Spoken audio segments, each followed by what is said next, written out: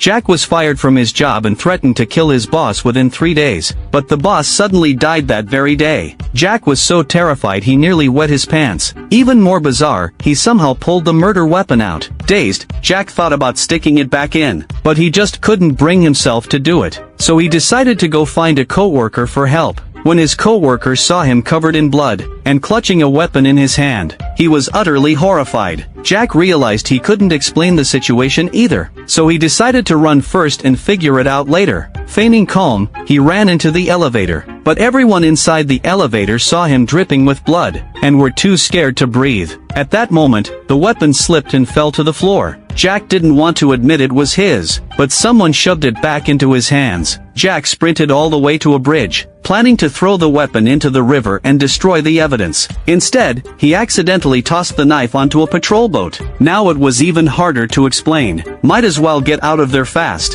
What he didn't know was, the office had surveillance cameras. The police already knew who the murderer was. Convinced he was the killer, Jack decided to withdraw some cash from the bank and flee. After entering his PIN, he suddenly remembered ATMs have built-in cameras. Panicked, he hurriedly threw his ID and bank card into a trash bin, leaving only $10. Then he rushed to the bus terminal without stopping. That night he bought a ticket to Mexico. As luck would have it, he ran into the real killer on the way. Seeing Jack staring at him, the killer assumed Jack was a cop SWAT agent, panicked, and floored the gas to flee. In reality, Jack was just admiring his own face in the glass. Just as Jack was about to take a nap, the driver told him it was time to get off. Jack was stunned. This wasn't Mexico. It turned out Jack's money wasn't enough to reach Mexico. The ticket agent had only sold him a halfway ticket. With that, they dumped Jack out in the middle of nowhere.